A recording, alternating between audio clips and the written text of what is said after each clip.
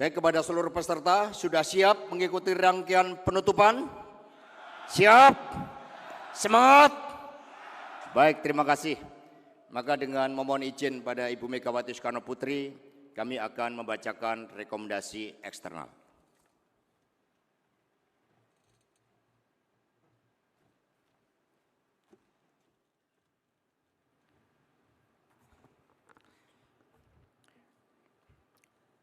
Rekomendasi eksternal Rakernas 4 PDI Perjuangan, kedaulatan pangan untuk kesejahteraan rakyat. Rakernas 4 PDI Perjuangan dilaksanakan di tengah pertarungan geopolitik dunia, khususnya perang Rusia-Ukraina, di mana pangan menjadi salah satu senjata hegemoni suatu negara. Pertarungan geopolitik berpengaruh ke dalam negeri yang diperburuk oleh dampak global warming dan musim kering berkepanjangan. Hal tersebut berdampak pada kenaikan harga kebutuhan pokok rakyat dan di sisi lain ketergantungan terhadap suplai pangan global semakin tinggi. Dalam situasi tersebut, PDI Perjuangan menempatkan persoalan pangan sebagai isu ideologis. Bung Karno berpesan bahwa berkaitan dengan mati hidupnya suatu bangsa adalah pangan. Pangan juga berperan penting di dalam membangun generasi Indonesia agar terpenuhi gizi dan proteinnya dengan berbagai sumber pangan yang bervariasi.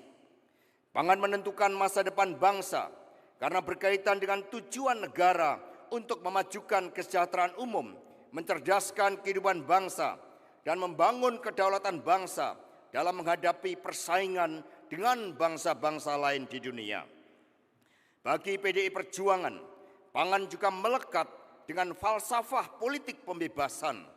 Karena itulah persoalan pangan harus selalu dilihat secara ideologis, secara teknokratis, hingga ke aspek detail teknis yang dijabarkan melalui kebijakan kedaulatan pangan nasional. PDI Perjuangan mencita-citakan agar ke depan seluruh keanekaragaman dan kekayaan sumber pangan, baik dari darat maupun laut, dapat menjadi salah satu lambang supremasi kepemimpinan Indonesia bagi dunia. Berkaitan dengan pemikiran di atas, disampaikan hal-hal strategis sebagai berikut. 1. Rakernas 4 partai merekomendasikan pokok-pokok kebijakan kedaulatan pangan Indonesia. 1. Pemanfaatan keanekaragaman hayati sebagai sumber pangan secara berkelanjutan melalui diversifikasi pangan lokal. 2. Peningkatan budidaya pertanian dan kualitas produksi pangan melalui riset dan inovasi yang dihasilkan BRIN, Badan Riset Inovasi Nasional, yang berdampak bagi peningkatan kesejahteraan petani, nelayan, dan produsen pangan lainnya melalui penetapan harga dasar produk pangan sangat penting untuk dijalankan dan perlindungan harga di tingkat produsen. 3. Konsistensi pelaksanaan perlindungan terhadap lahan-lahan pertanian produktif dari alih fungsi lahan.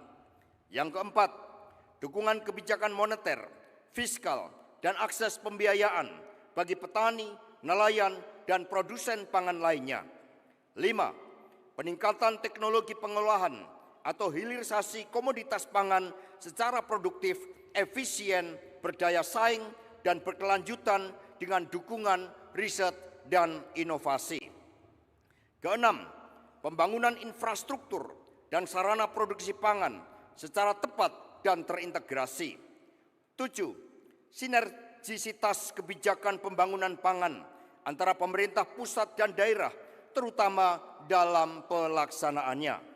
Dan 8. Pemberlakuan bea masuk terhadap impor pangan untuk melindungi komoditas dan produk pangan dalam negeri dan menggunakannya bagi kebutuhan pembiayaan riset dan inovasi untuk peningkatan produksi pangan nasional secara berkelanjutan.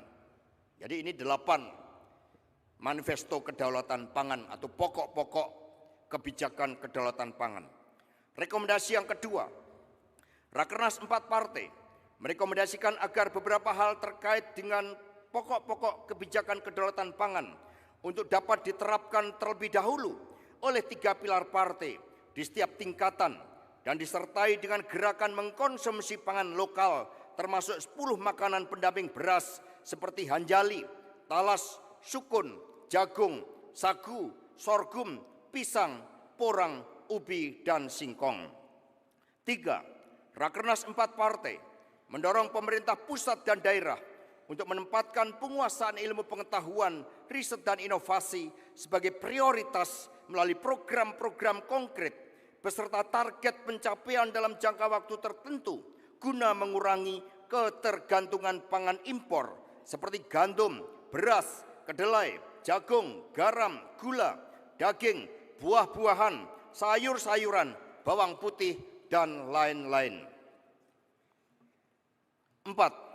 Rakernas 4 partai merekomendasikan pentingnya penelitian dan pengembangan bibit dan benih unggul di bidang pertanian, perkebunan, peternakan, dan perikanan.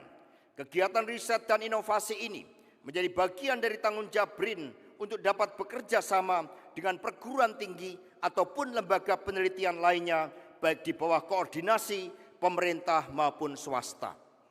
Jadi partai pun harus bersekutu dengan ilmu pengetahuan, dan BRIN di bawah kepemimpinan Ketua Dewan Pengawas Ibu Megawati Soekarno Putri. Kita berikan tepuk tangan meriah buat beliau. Kelima, Rakernas 4 partai mendukung dan memfasilitasi pengembangan benih, teknologi dan inovasi yang dilakukan petani dan melindungi petani dari upaya kriminalisasi melalui reformasi peraturan perundang-undangan. Keenam, Rakernas 4 partai mendukung upaya BRIN dalam melakukan pendataan jenis tanaman pangan Indonesia yang saat ini telah mencapai kurang lebih 2 juta varietas dan mendorong pembangunan pusat data pangan Indonesia termasuk keanekaragaman flora, fauna, dan sumber pangan lainnya baik dari darat maupun laut.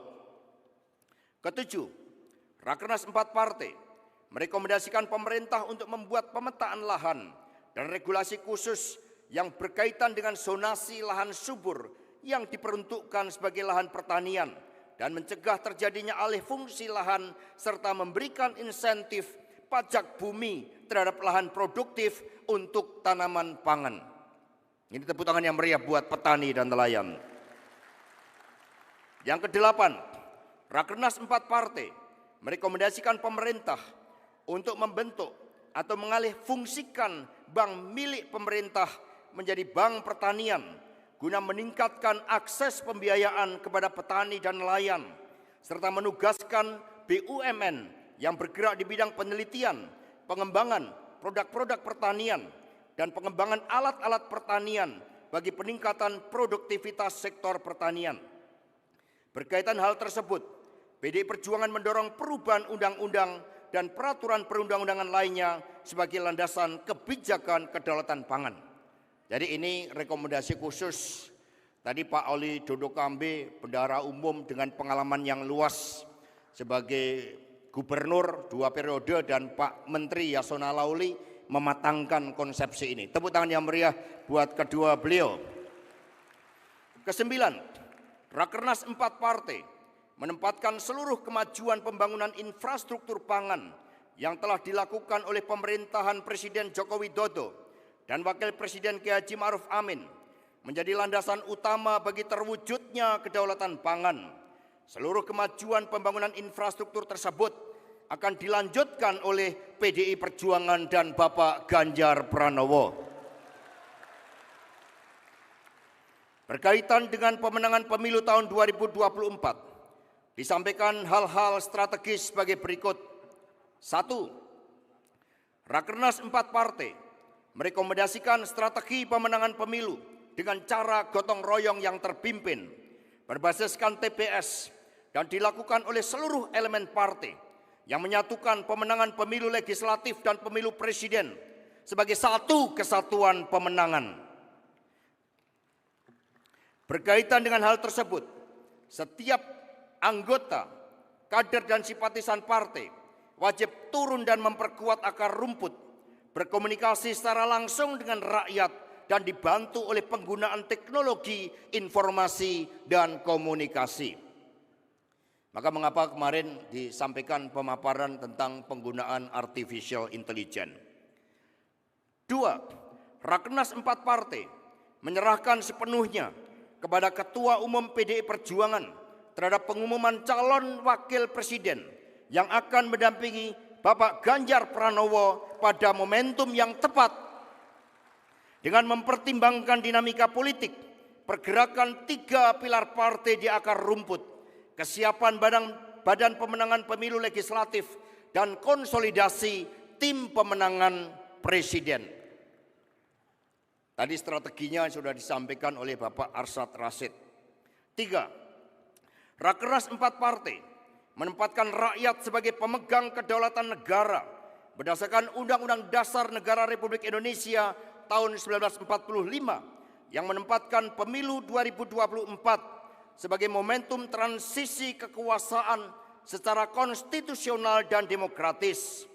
PDI Perjuangan bertekad untuk melaksanakan pemilu sebagai wahana pemersatu bangsa melalui kampanye yang mencerdaskan kehidupan bangsa dengan narasi kemajuan, melanjutkan dan mempercepat keberhasilan pemerintahan Presiden Jokowi.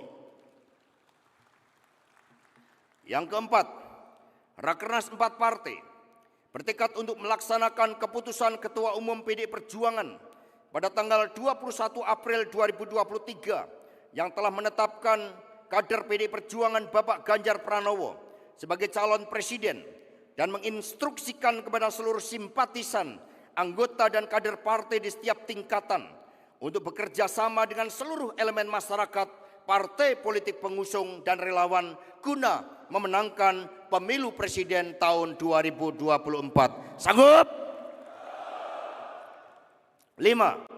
Rakernas 4 partai mendorong penyelenggaraan pemilu KPU, Bawaslu, dan DKPP di setiap tingkatan untuk menjalankan seluruh tahapan kegiatan dan jadwal pemilu 2024 sesuai asas pemilu dan dilaksanakan secara profesional dan akuntabel.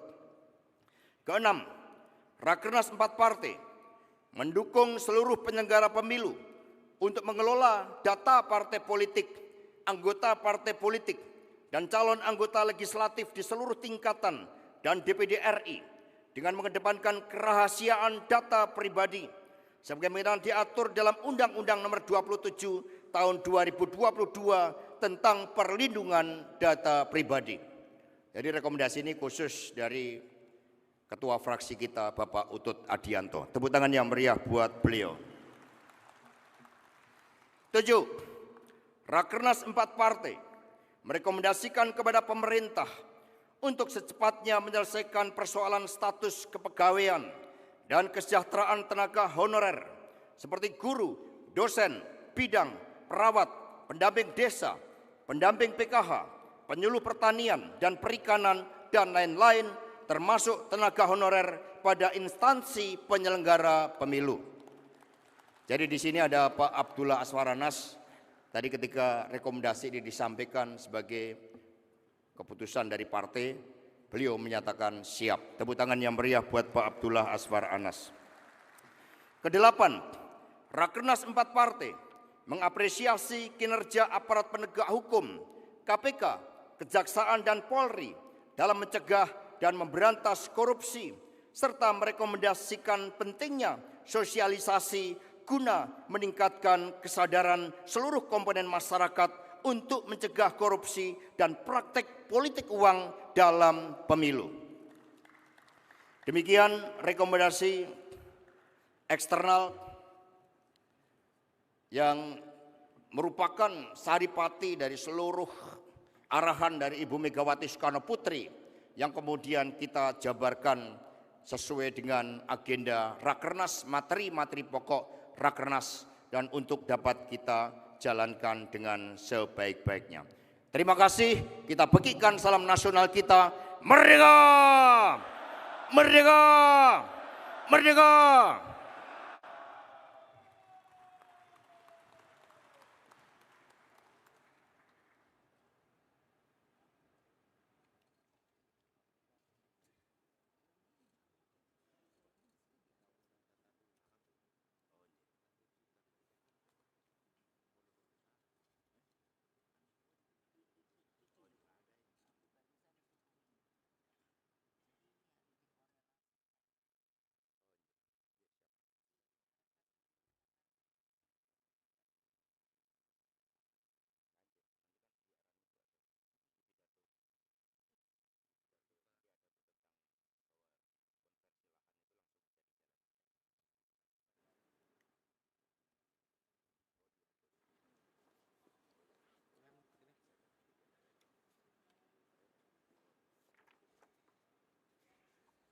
Terima kasih. Demikian tadi pembacaan rekomendasi eksternal dan sebelumnya rekomendasi internal. Ibu Ketua Umum, Mas Prananda, Pak Ali Dodo Kambe, DPP Partai dan rekan-rekan seluruh peserta Rakernas keempat yang kami hormati, rekan-rekan pers, kini tiba saatnya bagi kita untuk mendengarkan pidato penutupan Rakernas keempat dari Ketua Umum kita, Ibu Profesor Dr. Megawati Soekarno Putri. Kita berikan tepuk tangan yang meriah buat beliau. Dan acara ini juga didengarkan oleh seluruh pengurus partai secara daring dari anak ranting Satgas, PAC,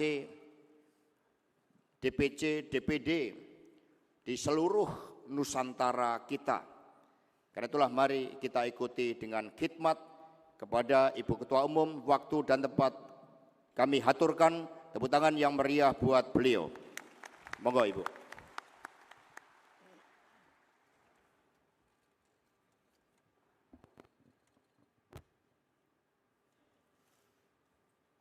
Assalamualaikum warahmatullahi wabarakatuh.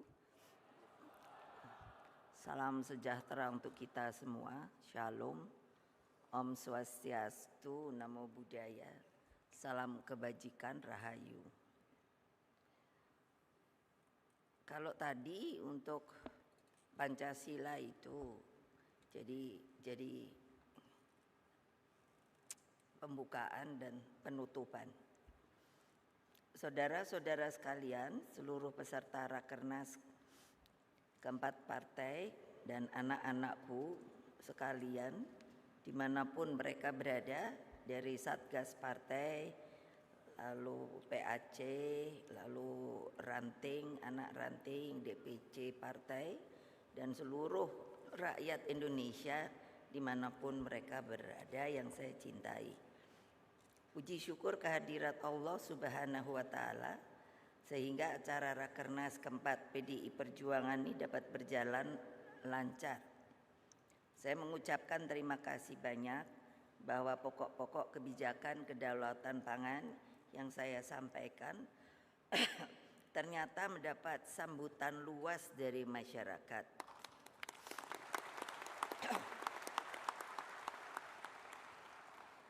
Bagi PDI Perjuangan, seluruh kebijakan kedaulatan pangan merupakan seperti yang saya sebut kemarin itu adalah suatu perjuangan ideologis.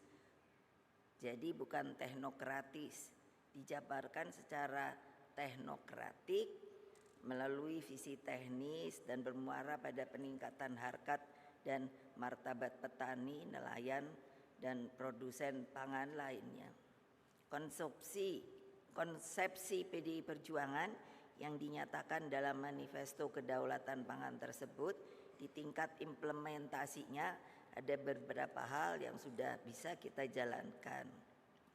Tekad untuk tidak melakukan konversi lahan subur misalnya dapat atau amat segera dapat dilakukan oleh para kepala daerah dan anggota legislatif partai, juga seluruh anggota partai. Jadi kalau mungkin lihat saya nulis ini, saya langsung memberikan masukan ke BRIN untuk membuat peta yang namanya peta yang dikorelasikan itu dengan dapil-dapil. Jadi nanti akan kelihatan di dapil mana yang tidak kerja dengan kerja karena sudah diberitahu bahwa lahan subur itu di dapil A itu adalah di sini. Yang harus segera tentunya dirubah dari cara berpikir lalu melalui mekanisme perundangan dan tentunya akhirnya dengan yang namanya dilakukan di lapangan. Demikian halnya gerakan mengkonsumsi makanan yang bersumber dari dalam negeri harus dapat dimulai dari sekarang. Seperti yang beberapa waktu dan kemarin pun saya sudah katakan, yang mencanangkan 10 makanan pendamping beras Itu pada bulan Maret 2020 yang lalu. Saya saja sebenarnya itu sudah hampir setiap hari sarapan saya tuh umbi-umbian, jagung, sukun, pisang. Dan ternyata kan dengan umur saya yang seperti ini tetap masih sehat walafiat, semangat. Jadi nanti juga bisa ditanyakan kepada ahli gizi. Ibu-ibu itu berpikiran yang cepat supaya begitu. Langsung habis ini catat-catat cari ahli gizi. Lalu bagaimana sih makanan sehat itu apa aja sih? Yang enak itu apa aja sih? Kan begitu. Politik itu seringkali hanya dilihat sebagai penggalangan kekuatan untuk mendapatkan kekuasaan politik belaka. Berbagai cara pun dilakukan. Kalau kita melihat ada yang dengan menawar-nawarkan jabatan strategis tertentu, ada pula yang memberikan privilege kebijakan yang menguntungkan diri sendiri atau kelompoknya, ada yang menawarkan hal-hal yang sebenarnya tidak rasional namun dianggap wajar demi meraih kekuasaan. Kita ini partai ideologis, artinya adalah tujuannya ada.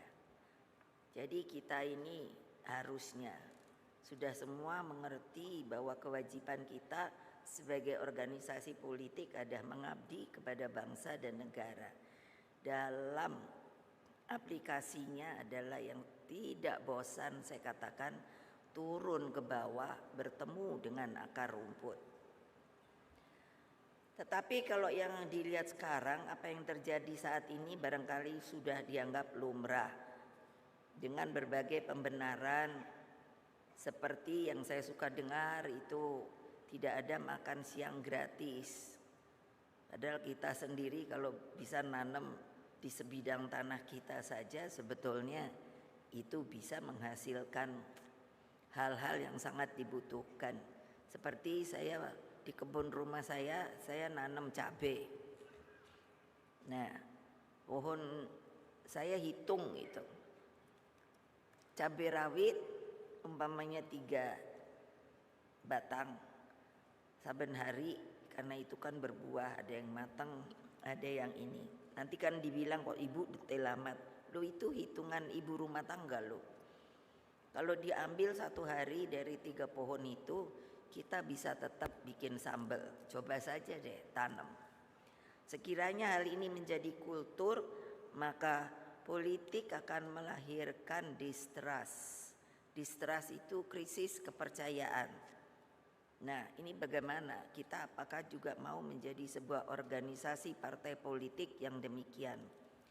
Namun hal yang paling membahayakan adalah ketika politik itu kehilangan jiwa spiritualnya, rohnya, roh penggerak berupa dedikasi tulus pada rakyat, bangsa dan negara.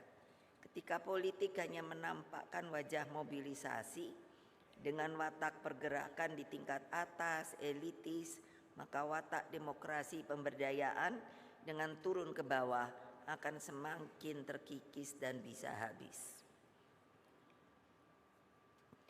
Coba kalian itu berpikir visioner ke depan.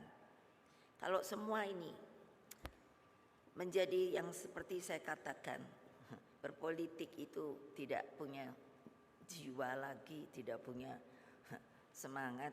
Kalau nanti terjadi pada generasi terus-menerus seperti itu, kalian bisa bayangkan tidak sih Indonesia merdeka ini bisa dipertahankan apa tidak?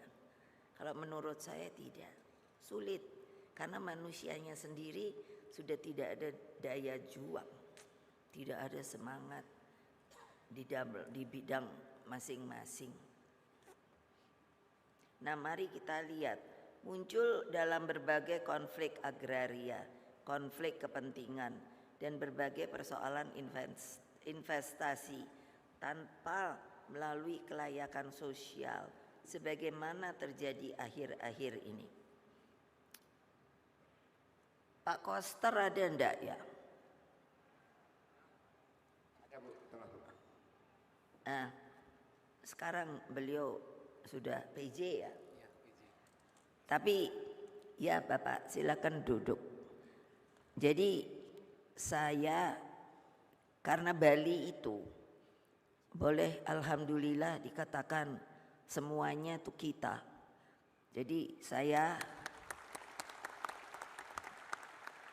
mengorganisnya itu mudah. Jadi Pak Koster ini yang gubernur Bali juga ketua DPD. Jadi saya bilang, kamu itu mbok pikir Bali itu kecil, rakyatnya hanya berapa sih tapi subur. Mbok kamu pikirkan, coba bikin konsep, yaitu sebuah konsep jangka panjang yang namanya 100 tahun Bali ke depan. Jadi bayangkan kalau kalian hanya sibuk bagi kepentingan diri sendiri, padahal ternyata bisa dengan FGD dan lain sebagainya, insya Allah hal tersebut mulai dijalankan. Tidak terbayangkan kalau Bali itu isinya hanya untuk tourism. Yang saya bilang, saya maksud tanah itu lalu semua sawah yang subur dan lain sebagainya dikonversi, digantikan hanya untuk kepentingan tourism. Itu lalu rakyatnya punya apa ya? Coba pikirkan. Kalian ini adalah pemimpin di daerah. Jangan lupa loh. Nah, mudah-mudahan daerah-daerah bisa juga mengikuti apa yang telah dibuat oleh Pulau Bali. Sehingga siapapun pemimpinnya harus menjalankan konsep itu. Ini sekarang kan amburadulnya itu Bapak Azwaranas. Apa?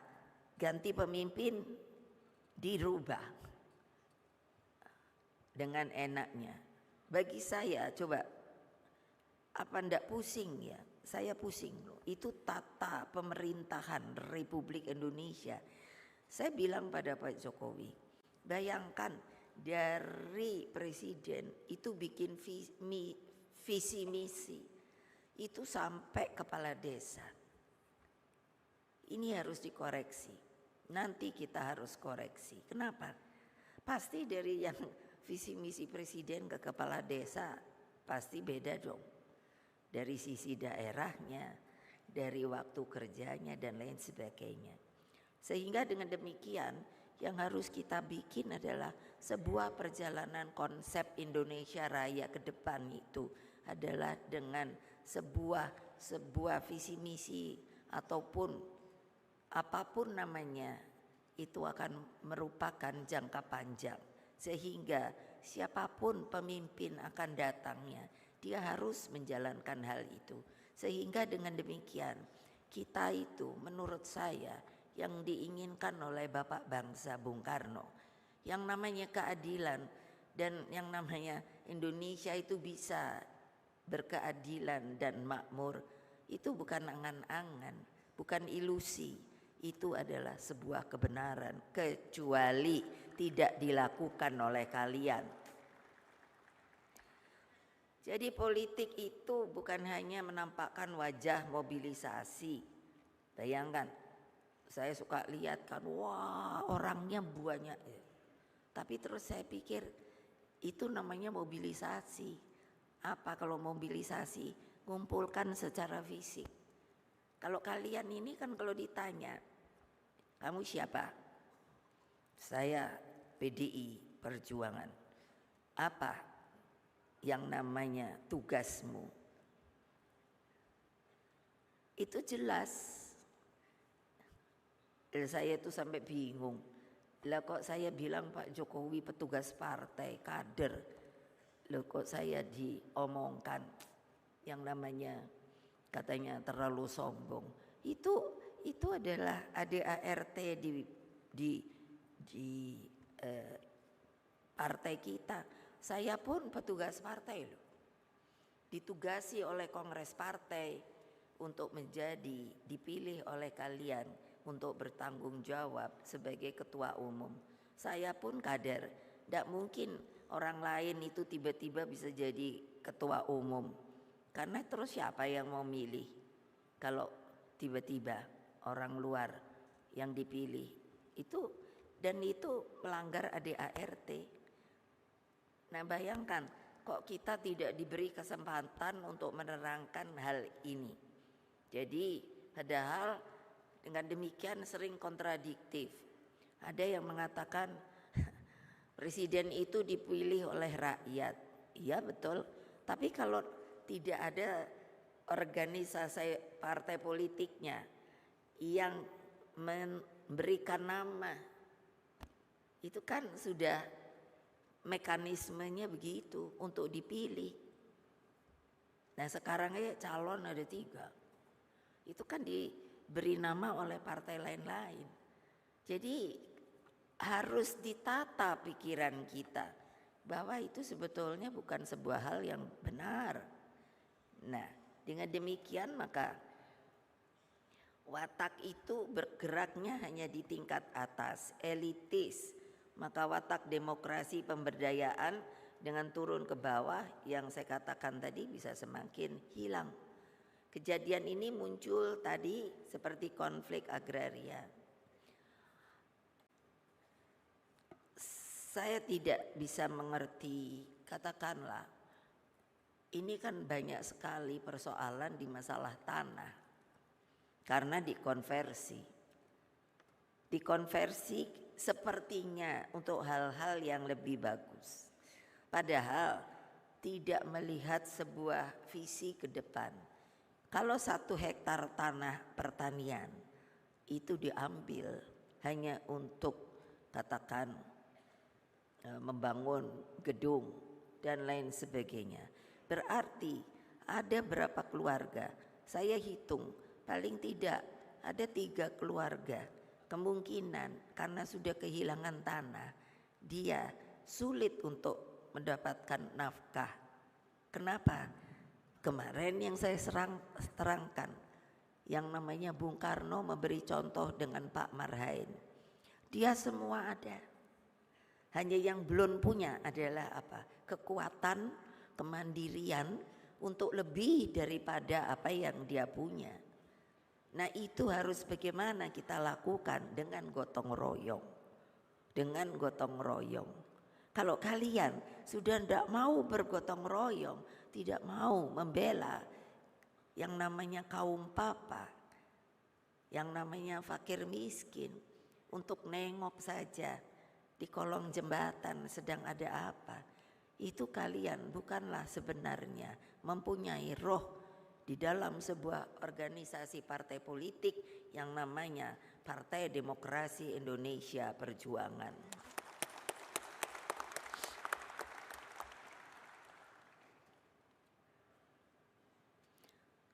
Jadi memang saya bangun PDI Perjuangan itu sebagai partai rakyat dan juga untuk menjadi partai pelopor. Partai pelopor itu apa sih? Partai pelopor itu punya semangat juang. Dia bisa semua. Dia mampu menolong rakyat. Dia bisa kalau digerakkan, diorganize, bukan dimobilisasi. Bukan dikonsolidasi, itu 3 kata yang berbeda. Itu bisa, sangat bisa. Itu maka bisa tidak terjadi yang namanya mengubah watak politik transaksional tersebut. Rakernas 4 kali ini mengungkapkan kehendak terdalam partai agar selalu setia pada sumbernya. Siapa sih sumbernya? Ya rakyat. Kalian apakah bisa akan jadi legislatif ini mau tarung, siapa yang akan memilih? Rakyat. Eksekutif tarung, siapa yang memilih? Rakyat. Terus kalian gak mau dekat dengan rakyat, terus kalian mau apa? Coba pikirkan. Karena politik itu, kalau menurut saya, politik itu adalah sebuah kehidupan. saya berbicara dengan seniman waktu ke Jogja, diundang ke Omah Petruk, bertemu dengan para seniman seniwati yang mengeluh karena ruang mereka untuk berkarya, untuk menunjukkan seni tari kita, tradisional kita itu sudah semakin sepertinya tersisihkan. Kalian itu sebenarnya yang harus membela mereka, membuka cakrawala berpikir mereka, membuat tempat. Saya bilang kantor itu kan rumah partai dan juga rumah rakyat. Di sana bikinlah acara, latihan tari, latihan memasak, itu bisa loh ibu-ibu. Rapat kan tidak tiap jam. Hanya kenapa niat tuh tidak ada. Ini yang sedang saya goyang-goyang lagi. Itulah.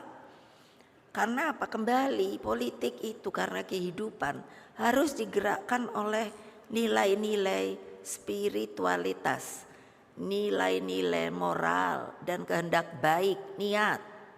Kalau tidak ada niat ya kayak kalian, itu banyak yang gak ada niat. Mikirin diri sendiri. Nah, jiwa pengabdian dan semangat yang menyala bagi perbaikan nasib rakyat secara progresif dan berkelanjutan. Kalau ditanya, apa bisa ibu? Bisa. Tapi kan tangan saya hanya 2. Oleh sebab itulah saya membuat organisasi politik yang namanya dari Partai Demokrasi Indonesia menjadi Partai Demokrasi Indonesia Perjuangan. Dulu kami kan pernah tidak boleh ikut waktu PDI. Saya kumpulkan semua anak-anak saya. Saya hanya bertanya begini. Ini kapal benderanya sudah akan patah. Apakah kita akan terus berlayar? Apa mereka ngomong? Semua, ibu teruskan ibu. Makanya saya nanya secara hukum, bagaimana kita bisa ikut lagi ke pemilu? Harus mengganti nama. Itulah saya tambah perjuangan karena maknanya sangat kuat. Kalau kalian sekarang ikut di partai ini tidak mau berjuang, seperti apa tadi yang saya katakan, ya apa boleh buat. Kedaulatan pangan untuk kesejahteraan rakyat itu sudah mutlak. Itu komitmen ideologis kita. Karena apa? Pangan menjadi cermin budaya bangsa. Pangan menampilkan daya keunggulan bangsa di masa depan. Sekarang banyak negara Afrika itu kelaparan. Kenapa? Tidak bisa. Yang namanya mengarahkan untuk membuat pertaniannya semakin baik, kekurangan makanan rakyatnya, sampai bayi-bayi pun kelaparan. Coba tolong lihat di TV, saya lihat sampai bantuan dari PBB seperti apa. Bukannya tidak bisa ditanami, karena tidak ada yang mengorganisir. Saya dapat undangan nanti ke Saudi Arabia. Dan di sana yang namanya Perdana Menterinya Pangeran Mohammed bin Salman itu telah memberi pesan bahwa apa? Sekarang itu ada konsep untuk menghijaukan Timur Tengah. Terbayang tidak? Padahal Timur Tengah itu kan padang pasir. Tapi buktinya apa? Saya diberi foto-fotonya, sudah mulai. Itu bukan Arab Saudi saja loh. Nantinya yang namanya Suriah, Libya, Irak dan lain sebagainya. Pokoknya Timur Tengah. Apa ndak malu kita kalau mereka itu saja bisa? Karena apa? Niat dan apa? Jiwa juangnya untuk membangun negaranya, untuk bisa hijau royo-royo. Coba dong, lah kalian ada yang belum apa-apa udah nebangi pohon. Kalian tuh tahu ndak sih pohon itu benernya dari masih biji terus tumbuh dan sampai tumbuh terus sampai dianya akhirnya sudah harus selesai. Beringin itu bisa 300 tahun loh. Bayangkan kalian hanya menebang dengan cinso paling tidak 30 menit. Masa enggak kasihan? Padahal itu tempat makan siapa? Binatang, burung, tupai, dan itu pun bijinya nanti apa? Ditebarkan oleh binatang, bukan oleh kalian. Gak malu ya? Kalau saya malu. Karena apa? Iya, kembali adalah yang namanya pangan itu sudah pasti akan menunjukkan keunggulan bangsa. Kita lihat orang belahan barat, orang asing.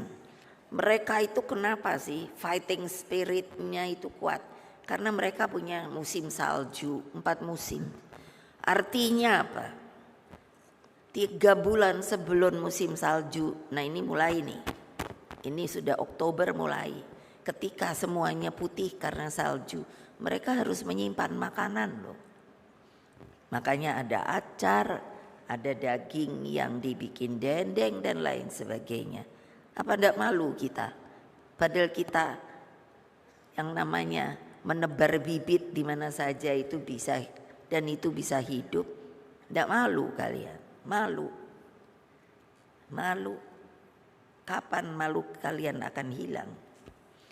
Nah, karena itu tangkap yang namanya seluruh spirit kehendak dan tekad untuk berdiri di atas kaki sendiri dalam mencukupi kebutuhan pangan. Kesemuanya harus dimulai dari pelakunya, petani, nelayan beserta produsen pangan lainnya. Tolonglah petani, kalian kalau ada gelar insinyur pertanian, tidak perlu lagi disuruh-suruh. Pergilah ke petani. Kamu sebetulnya tahu enggak sih yang namanya kalau pakai pupuk urea, ini pertanyaan pada petani, itu tidak bagus karena ada kimiawinya, apalagi kalau dipakainya terlalu berlebihan. Itu perlu loh. Mereka perlu disuluh. Suluh itu kan seperti api yang apa? Seperti apa itu? Kalau obor itu kan dijadikan suluh. Kalau ndak ada obor itu, kalau gelap-gelap kan mesti ngikuti itu namanya suluh. Makanya ada penyuluh sehingga dia bisa mengerti. Lah kalau apa ndak malu? Saya dibuat oleh Pak Jokowi sebagai Ketua Dewan Pengarah Badan Riset Inovasi Nasional. Coba saya udah ngomong gini-gini, kalian yang harus mengerjakan udah nggak mau mengerjakan. Aneh kalau buat saya. Seluruh konsepsi kedaulatan pangan yang telah kita bahas berhari-hari ini harus mampu menampilkan positioning baru, yakni pangan plus. Artinya jangan bisa nanti itu Mbak Ita, coba Mbak bikin hamburger itu rotinya itu aja dari gandum, bisa yo enak kok. Seperti mie, jangan jadi dengan terigu. Iya, sudah ada kok. Di mana ya? Kok saya lupa. Saya diberi mie yang dibuat dari ubi jalar. Ada. Semarang ada. Lah iya toh. Nah itu ada yang teriak porang-porang. Iya betul lah, banyak 10 itu. Kalau kita mau bisa dijadikan hilirisasi produk makanan ke depan. Lah tapi ya gitu, mau enaknya sendiri.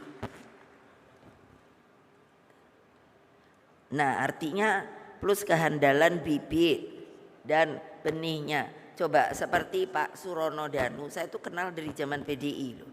Ya nongkrong di tempat dia. Dia tuh karena petani, terus dia bilang, "Bu, kalau saya cari varietas baru boleh ndak?" Oh boleh banget.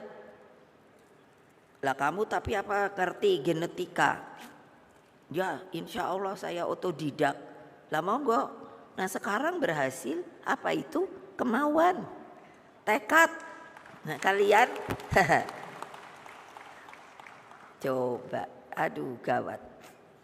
Nah seperti kemarin ada pameran, melihat saya alhamdulillah, saya bilang Bapak Ganjar, tuh kan cerewet saya dari dulu akhirnya berhasil. Karena dulu waktu saya jadi DPR Jawa Tengah itu melihat Rawapening itu kan tertutup sama enceng gondok. Lah saya bilang orang ini bermanfaat, kalau diambil bisa jadi kompos. Kalau dengan sedikit teknologi, kemarin saya lihat bagus-bagus, bisa kursi, bisa tempat cermin. Itu kreativitas saudara-saudara. Di otak kita ini ada itu. Diberi Allah Subhanahu wa ta'ala. Itu kepintaran pada manusia. Kita tuh beda dengan makhluk lainnya. Kalau tidak digunakan lalu buat apa? Nah itu yang saya suka bingung. Loh tadi kan saya bilang, saya sendiri bingung. Saya ini tidak boleh, bukan bodoh, tapi tidak boleh kuliah. Banyak yang nggak boleh kuliah, termasuk saya, kakak saya, adik saya. Saya sendiri bingung.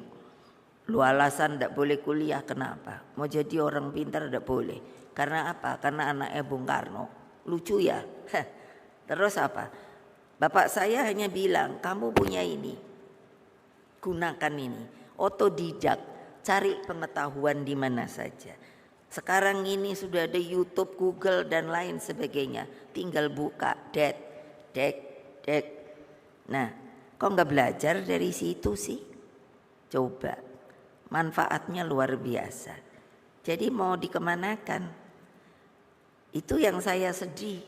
Loh, saya suka pikir bapak saya. Apa nggak mikir ya dulu bahwa setelah merdeka itu ada efek samping juga yang negatif.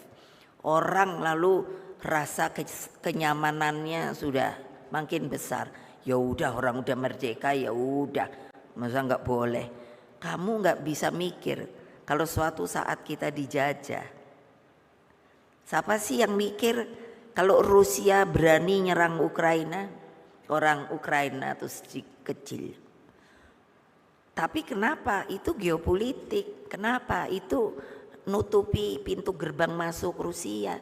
Tahukah kalian kalau kalian orang politik? Ayo. Nah, gitu loh. Iya, jadi harus ada terapan yang namanya on farm, off farm. Nanti cari sendiri. Itu artinya apa? Jadi infrastruktur pertaniannya dan yang terpenting kesejahteraan petani dan nelayannya. Apa enggak sian ya kalau ngelihat nelayan? Kan saya ya gitu orangnya.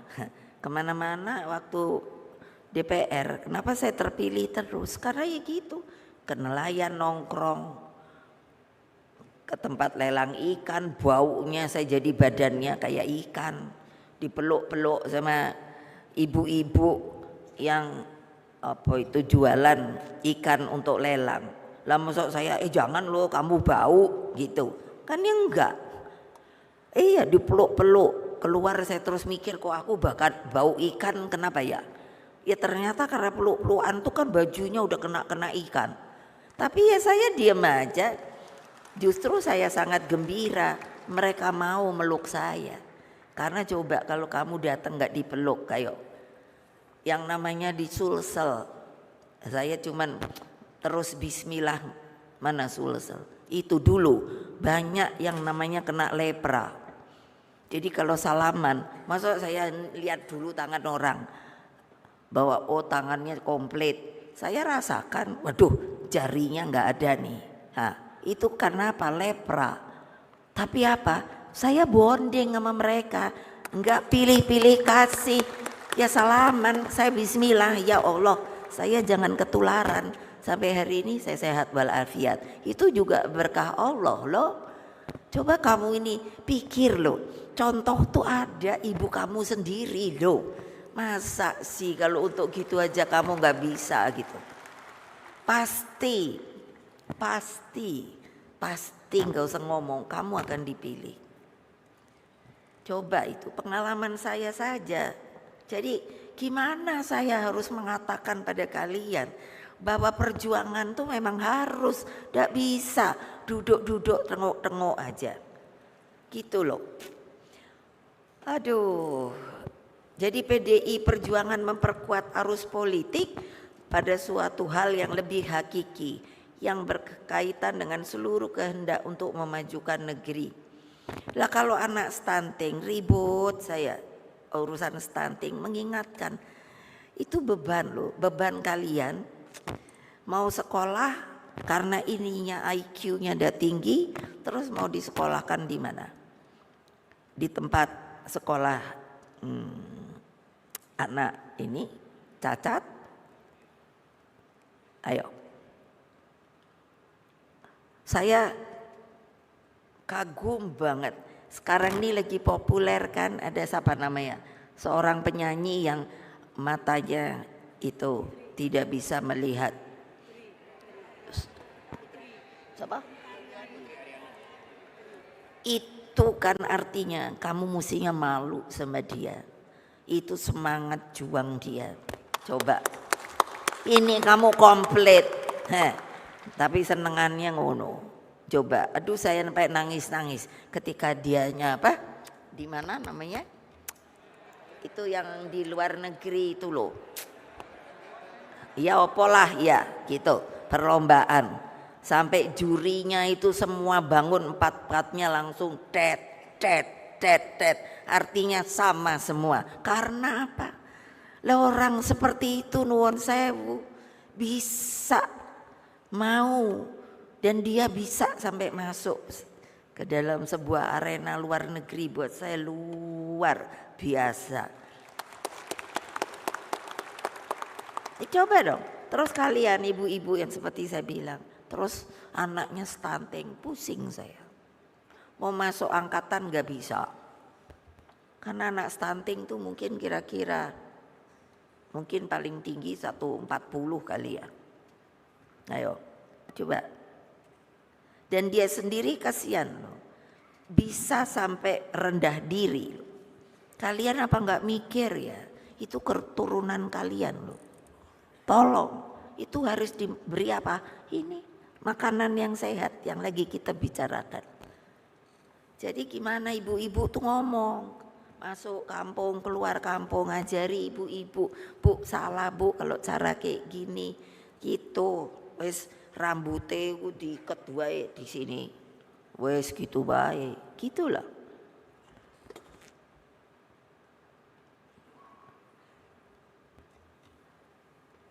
Nah dengan cara ini partai tidak menempatkan pemilu hanya pada persoalan capres dan cawapres. Loh saya sendiri sampai bingung loh. Kan di media tiba-tiba dibilang gini. Oh iya sudah ada persetujuan bahwa nanti Pak Prabowo jadi presidennya, Pak Ganjar jadi wakil presidennya. Aku terus di rumah melongo bae. Ini yang ngomong ki sopo yo? Lah aku kok ketua umumnya malah nggak ngerti. Coba wes nggak usah didengerin. Lo kok enak banget gitu loh, gatuk-gatuk kan. Nah, kamu mau nggak?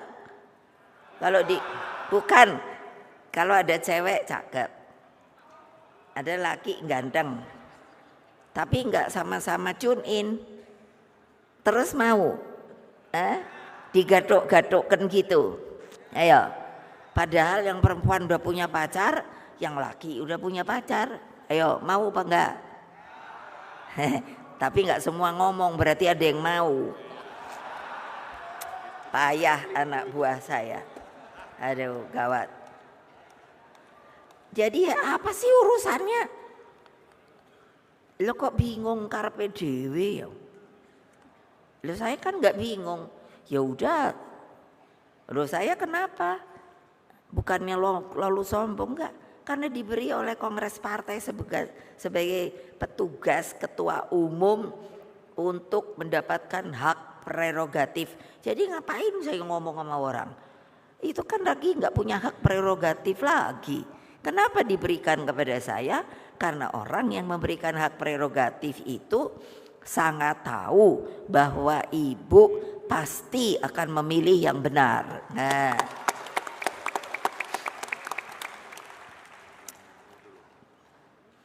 Pak Jokowi itu jangan lupa loh, jadinya itu kalau hitung-hitung 22 tahun loh. Lama loh. Dari wali kota 2 kali, gubernur berapa tahun ya gubernur? 4 tahun. Hah? 3 tahun. Ya belum selesai. Terus dijadikan ini capres. Coba saya hitung-hitung 22 tahun loh. Cobain. Nanti ada yang bilang, wah itu udah gak usah diomongin dah. Jadi apa sih? Pemilu yang merupakan persoalan masa depan tentang bagaimana membangun kesinambungan. Jadi ya dimulai dari masa Bung Karno yang telah membuka gerbang kemerdekaan. Juga ketika saya memimpin dengan menyelesaikan berbagai krisis ekonomi, politik dan sosial hingga membuka gerbang demokrasi untuk rakyat. Kini begitu banyak kemajuan pada masa Presiden Jokowi. Kesemuanya harus menjadi satu nafas kepemimpinan PDI Perjuangan hingga pada saatnya nanti. Melalui perjuangan kita semua yang menyatu dengan rakyat, saya yakin, hakul yakin, ainul yakin, insya Allah kalau kita kerja keras, Ganjar Pranowo bisa menjadi presiden ke-8.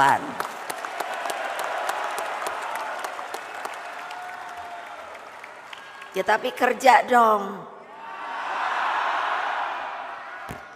Tanpa kesinambungan kepemimpinan di atas, maka politik hanya menjadi impian, irama kepentingan. Bayangkan loh, umpamanya aku nonton apa yo dangdut. Jadi itu kan impian kan. Terus pura-puranya saya jadi penyanyi dangdutnya gitu. Cocok nggak ibu kalau jadi penyanyi dangdut? Nah.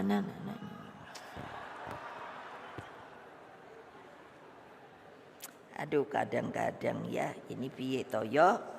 Ntar dulu. Terus tanpa desain masa depan. Itu kan kita kalau jadi pemimpin supaya tahu siapa aja boleh kok kalau mau jadi presiden. Persoalannya jangan mikirin haknya, tapi kewajibannya sebagai seorang pemimpin dari sebuah bangsa, negara yang merdeka, berdaulat dan bebas aktif. Gitu loh. Lah kalau piye yo? Tapi ini banyak wartawan sih. Jadi saya nggak bisa ngomong bebas. Soalnya kata Mas Nanan Bapuan, saya sudah diindoktrinasi. Tapi saya nggak mau kasih tahu. Gitu. Jadi politik itu tanpa kesinambungan ibarat dansa. Itu yang saya gampang jadikan sebuah simbol. Jadi kadang maju, kadang mundur, kadang berputar. Jadi sesuai selera.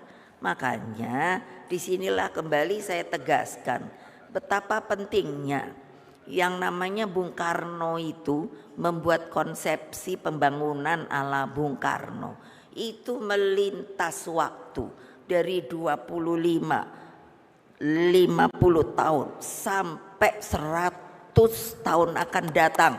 Itu visioner sekali. Yang namanya pola pembangunan nasional semesta dan berencana. Saya heran. Saya tuh herannya gini, secara politik kenapa ini enggak dipakai lagi? Padahal yang bikin tuh 600 doktor, bukan dokter loh. Terus bukunya ku sakmene loh. Setelah saya suruh sekjen pisah-pisah dengan setiap bidang, itu sampai 17 ya. 17. Jadi umpamanya ini bidang pangan gitu. Lah ini kok nggak dipakai? Aneh. Ini kan kita salah sendiri loh. Padahal Bung Karno, saya tuh suka mikir gini, ini rakyat Indonesia ku bener piye to yo. Bung Karno dulu diperlakukan seperti itu oleh Pak Harto. Ya habis Pak Harto presidennya diisolasi. Lah saya aja jadi bingung, nggak ada sehelai kertas pun. Dia tuh opo, hanya nggak boleh kemana-mana, gitu aja. Hah. Coba bayangkan, tapi beliau itu ngerti nggak? Karena semangat juang, menerima hal itu dengan konsekuen. Saya tuh bilang, Bapak tuh kok nerima aja sih dikituin, nggak ada pernyataan hukuman apa? Nggak ada loh, kan mestinya lewat pengadilan. Coba dong pikirin, nggak ada, dikelelerin gitu aja. Ayo, tapi kenapa? Karena cinta pada bangsa dan rakyatnya, dan beliau yang memerdekakan kita. Beliau tuh hanya takutnya apa? Kalau beliau nggak nerima, kalau terjadi perang saudara mau apa? Ayo, ini politik loh. Saya nggak main sentimen loh. Ini politik loh. Saya ngelihat loh. Oh begitu ya, seorang pemimpin, seorang leader yang dia punya hak dan kewajiban itu digunakan buat siapa? Buat bangsa, buat negaranya. Kalau lihat pemimpin bukan di sini, saya lihat saya kan diajak bapak saya, wah ketemu di banyak negara itu, wah menurut saya kalibernya malah mungkin gini. Nah seperti saya ketemu di Amerika Presiden Kennedy, waduh udah ganteng, udah pinter. Saya pikir nah ini baru Amerika gitu. Terus ketemu Nasser, aduh begini-begini ininya. Makanya saya pikir kapan muncul pemimpin-pemimpin Indonesia yang kalibernya tuh kayak gitu loh. Wah Indonesia pasti membuat lompatan itu ke depan. Itu yang menurut saya, pertanyaannya bisa apa enggak, bisa banget. Nah Indonesia adil makmur itu tidak akan terwujud. Nah ini toh, apabila pemimpinnya itu lahir tanpa kesinambungan, hanya kurun waktu 5 tahunan periode pemilu. Nah tapi ini sebetulnya buat saya sudah dibuat 5 tahun enggak apa-apa. Tapi kan konsep kedepannya, siapa yang jadi presiden dia harus melakukan itu, meneruskan itu. Bukan siapa jadi presiden dirubah. Lah gimana, kapan mau majunya? Lah itu yang saya bilang berdansa. Nanti ke sana ke depan udah baik dirubah ke belakang lagi. Dirubah lagi. Aduh saya sampai pusing kadang-kadang. Ini gimana sih maunya republik nih? Itu. Nah kalau kurun waktu yang begitu panjang pasti bangsa Indonesia itu akan memerlukan ilmu pengetahuan. Jadi pengembangan riset inovasi itu adalah suatu mata rantai sistem produksi. Jadi dari bahan mentah yang begitu banyak kita miliki menjadi sistem produksi yang bernilai tambah melalui hilirisasi. Saya tuh gampang loh ngajarinya. Semua itu saya bilang di dalam memecahkan persoalan tuh lihat hulu, lihat hilir. Dan di hulu hilir tuh kayak kalung, dibuat mata rantai. Nah, yang maunya saya mata rantai hulu hilir tuh harusnya pendek. Tetapi kadang-kadang di mata rantai itu ada namanya problem, kesulitan, kekurangan. Nah ini kan yang harus dibuang sehingga kalung itu jadi cuman segini. Nah siapa yang mengerjakan? Kalian loh. Kalian loh. Untuk mengatakannya kepada siapa? Kepada rakyat. Lah petani saja. Coba, itu yang saya tadi bilang, urea itu harus dengan dosis. Tapi karena mereka pikirnya gini loh, saya tuh sampai ya mau ketawa. Ingat saya ngelesot di apa itu pematang sawah, nanya, ini pakai bahasa Jawa kan, pakai pupuk apa? Ini ku mbak urea, jangan. Kalau urea itu kalau kebanyakan nanti tanamannya pada mati. Boten, saya dibantah. Lah kalau orang makan aja banyak tambah gemuk loh Bu. Lah masa ini kalau ureanya ditambahin nanti tanamannya nggak gemuk.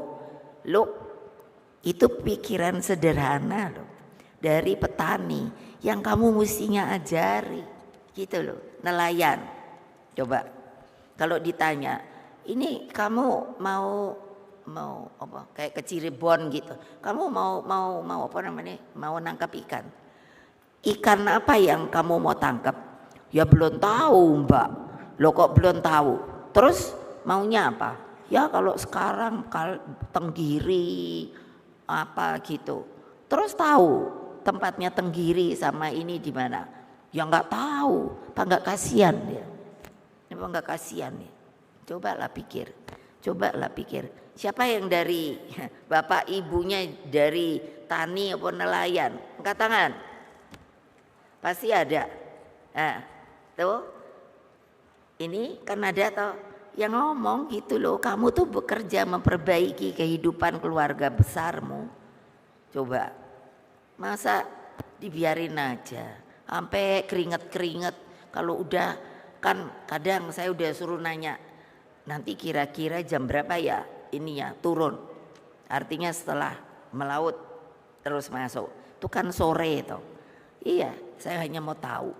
Terus ada yang dapat gitu. Saya nanya, boten mbak.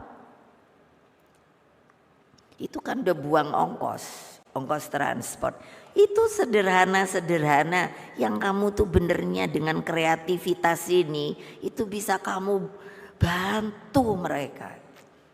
Pasti milih kalian. Coba aja dah. Kalau enggak gitu yang mana mau mereka, ngapain dia enggak nolongin. Lalu apa saudara-saudara sekalian? Yaitu mengangkat harkat martabat rakyat agar Indonesia tuh hadir yaitu sebagai bangsa pelopor maju disegani dunia internasional. Itu tugasnya patriotik partai. Patriotik tahu enggak? Yaitu punya semangat gitu, semangat juang patriot. Membangun Indonesia Raya tidak bisa hanya dengan untaian kata-kata manis, namun harus penuh perjuangan, konsistensi dan kesinambungan. Ini yang saya jadikan tagline adalah fakir miskin diambil diurus oleh negara. Itu betul-betul kalimat Undang-Undang Dasar Republik Indonesia. Kalau ada yang bantah dia nggak ngerti ketatanegaraan Republik Indonesia ini. Bayangkan, lah kamu aja, mbok ya pergi deh ke rumah opo namanya, rumah kumuh itu loh. Siapa yang dari Jakarta?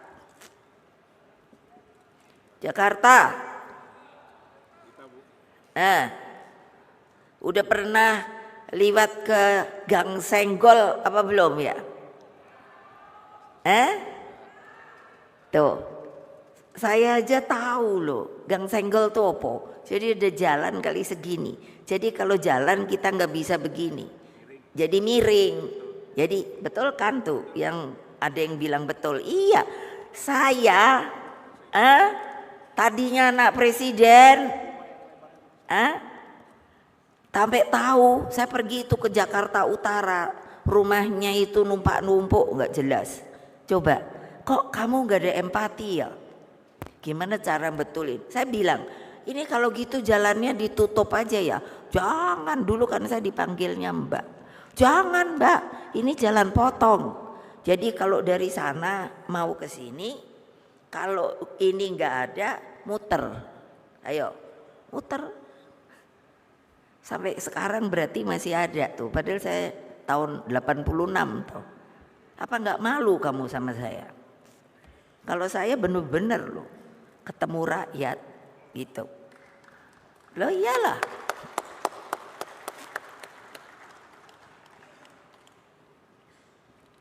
Jadi PDI Perjuangan tuh maunya jadinya opot, partai yang menyatukan ide dan praktek. Jadi kan saya yang membuat ide, memberikan ide pada kalian, lalu saya suruh kamu yang praktekkan. Nah, saya melihat, lalu antara gagasan masa depan dan realitas yang dicapai hari demi hari yang membawa kemanfaatan bagi kemajuan negeri. Menurut saya, kadang-kadang sedih saya. Kita ini dibilang lumbung pangan dunia, banyak yang bilang gitu. Buang makan jeruk ada bijinya, jadi. Loh tapi kok sampai seperti yang kemarin juga saya katakan harga-harga bisa naik. Itu kan sebetulnya sebuah refleksi masa lalu. Sekarang udah nggak bisa begitu. Tapi apa? Harus kerja keras. Kalau enggak, sudahlah. Dari yang membawa kemanfaatan bagi kemajuan negeri. Semua harus bergerak sinergis dan seirama. Dari hulunya dengan membangun kualitas manusia Indonesia sehebat-hebatnya. Dan di tengahnya dengan sistem sosial politik kemasyarakatan yang menandakan Indonesia sebagai bangsa produktif, unggul dan berdaya guna. Saya pernah diterima paus di Vatikan. Itu tentaranya itu namanya Garda Swiss. Jadi diambil itu dari Swiss. Tahu nggak tingginya berapa? 2 meteran.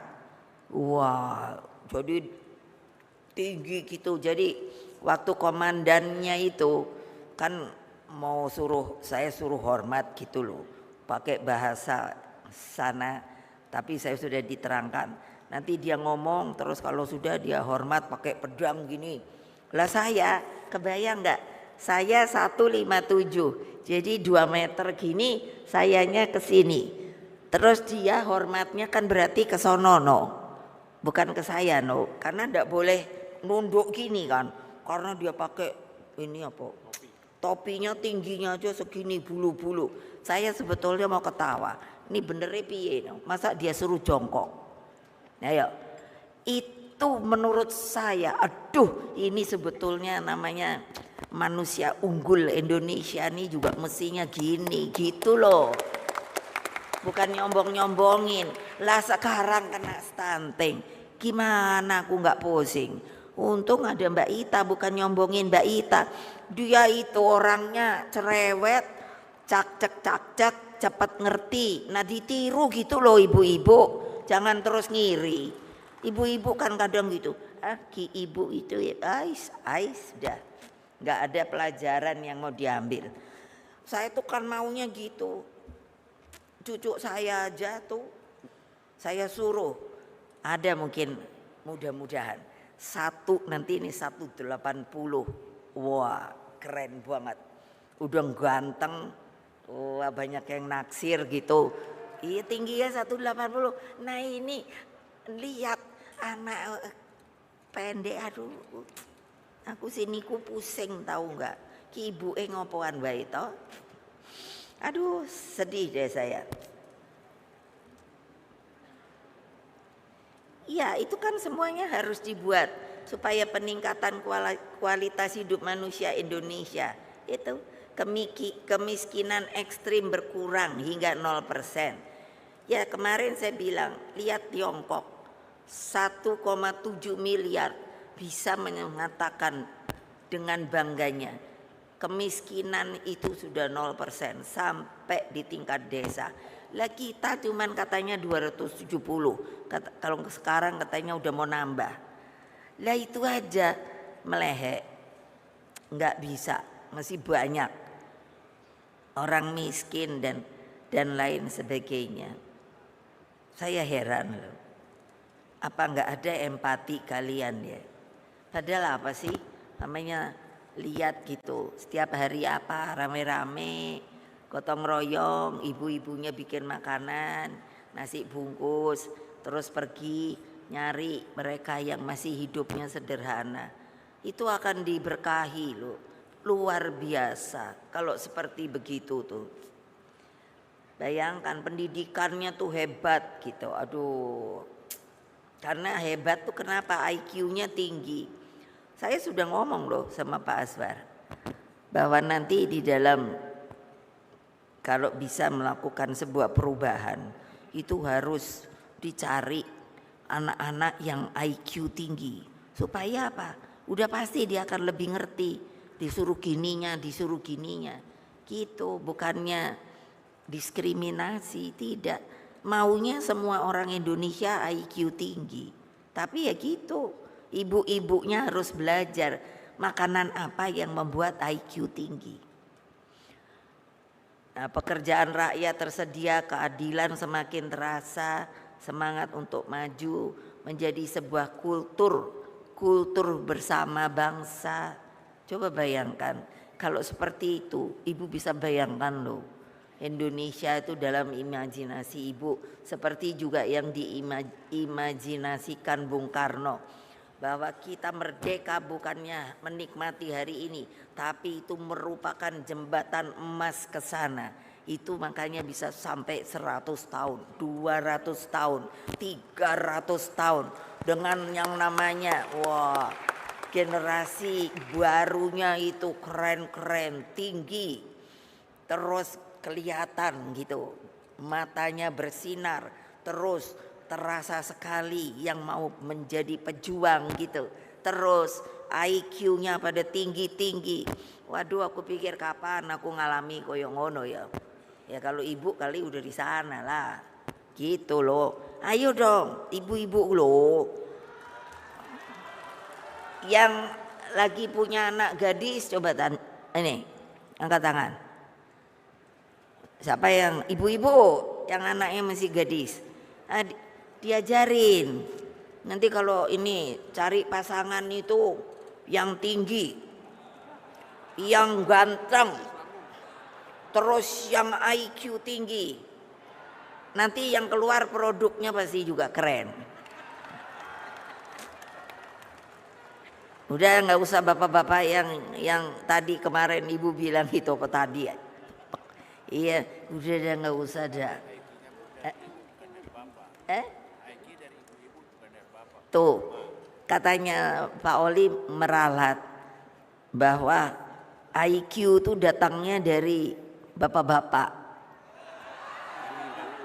Dari ibu-ibu.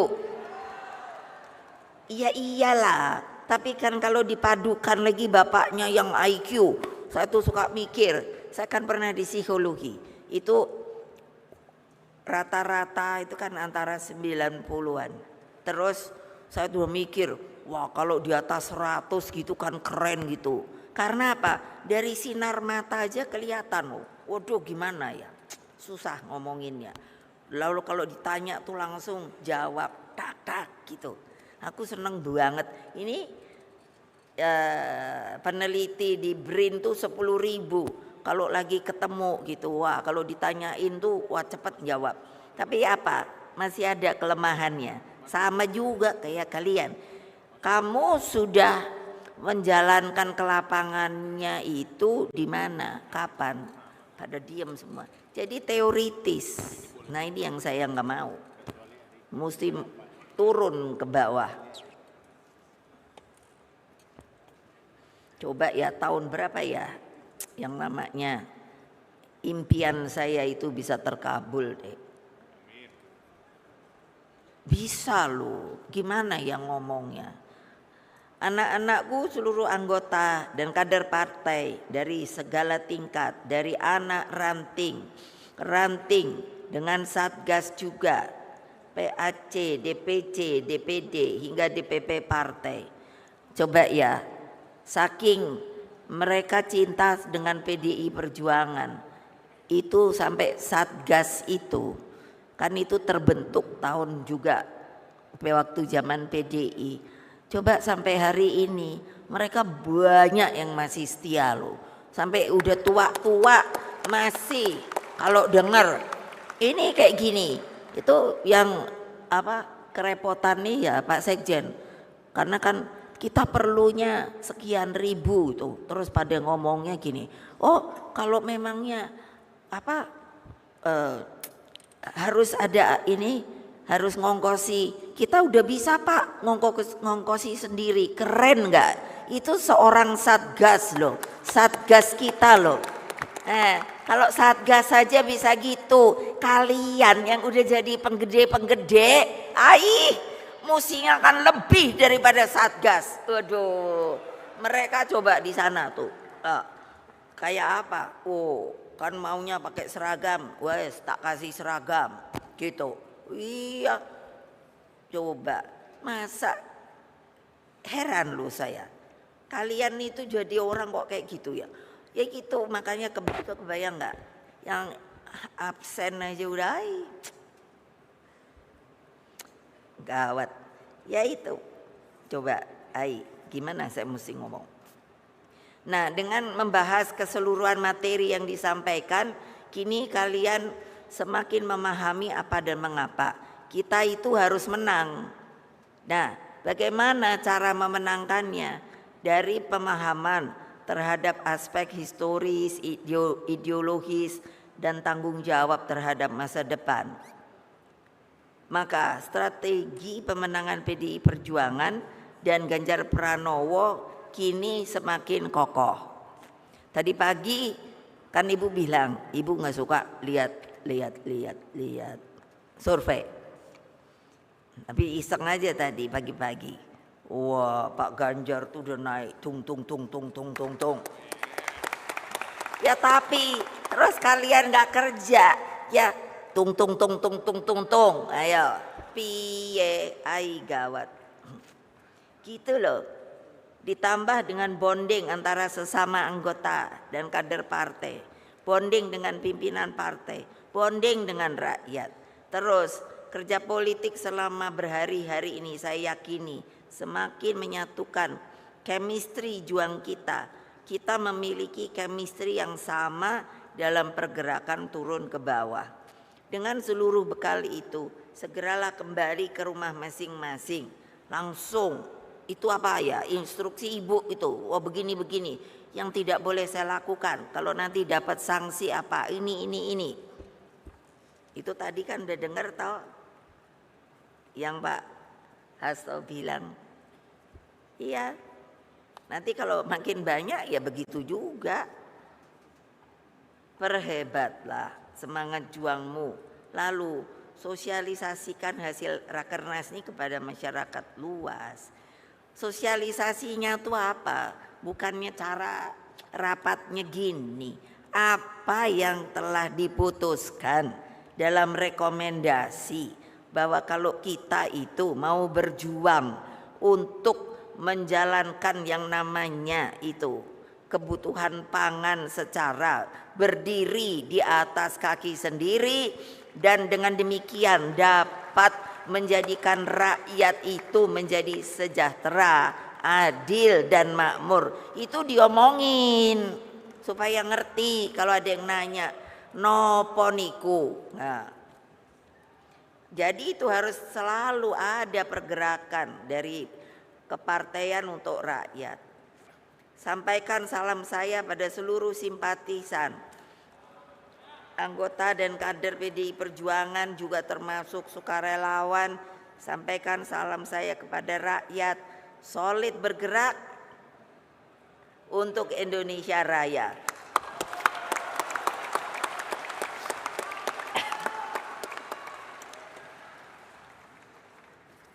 Bersatu kita, bercerai kita. Jangan cuman semboyan doang loh. Ya kamu teriak merdeka tapi terus nggak kerja. Maka dengan mengucapkan syukur kepada Allah Subhanahu wa Ta'ala, dengan resmi Rapat Kerja Nasional Partai Demokrasi Indonesia Perjuangan keempat saya tutup.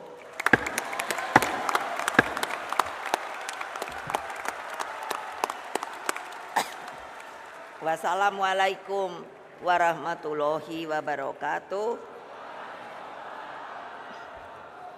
Om Santi, Santi, Santi Om.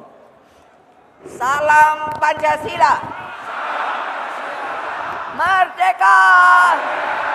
Merdeka! Merdeka!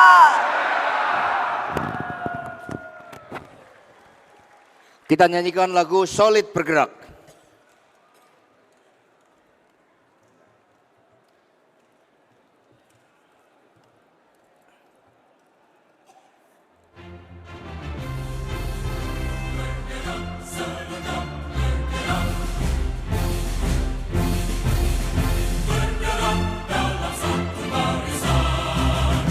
Bergerak dengan satu semangat, bergerak serentak, bergerak serentak, satukan jiwa pengabdian, mengabdi pada Tuhan dan pada tanah air, mengabdi pada bangsaku. Di bawah panji partai, berjuang untuk Indonesia Raya.